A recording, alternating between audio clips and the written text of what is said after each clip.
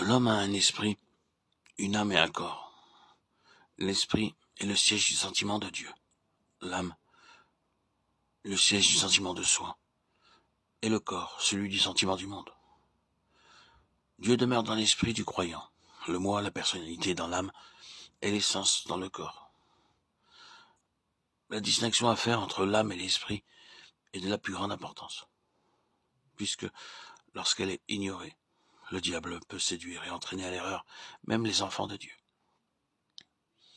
Il semblerait qu'en certains passages de la Bible, les mots âme et esprit soient employés indifféremment. L'expérience du chrétien qui a atteint la parfaite stature de Christ, lorsque l'esprit a pénétré l'âme, à ce point que pratiquement ils ne sont plus qu'un, rend compréhensible cet emploi des deux termes. Dieu est esprit, et il faut que ceux qui l'adorent l'adorent en esprit, déclare le Seigneur.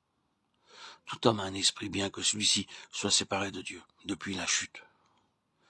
C'est cet esprit maintenant enténébré qui doit briller à nouveau de la lumière d'en haut, être régénéré par la vie de Christ, pour qu'il y ait une nouvelle naissance, régénération.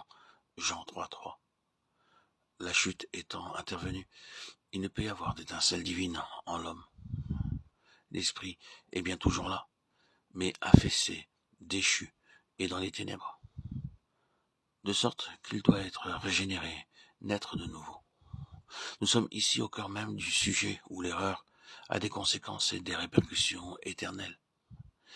L'effet de la chute et de la nouvelle naissance nécessaire, nouvelle naissance rendue possible par la mort de Christ en faveur du pécheur, ne peuvent être considérés comme un point secondaire de doctrine, sur lesquels chacun peut opiner librement, accepter ou rejeter. C'est ici que se trouve la ligne de démarcation entre ceux qui sont nés de Dieu et ceux qui ne le sont pas. C'est également là que se trouve le point qui intéresse le plus Satan. C'est ici qu'il suggère tous les mensonges qui ont donné naissance à tous les ismes d'ici-bas.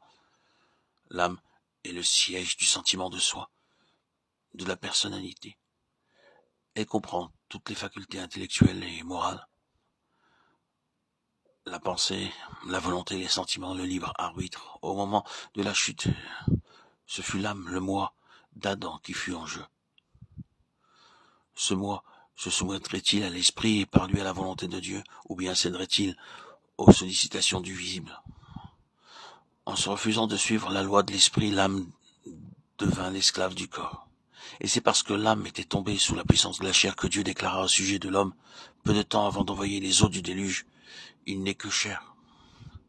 Désormais, l'âme aussi avec toutes ses facultés était devenue charnelle. Et l'Éternel vit que toute l'imagination des pensées du cœur de l'homme n'était que mauvaise en tout temps. Genèse 6:5.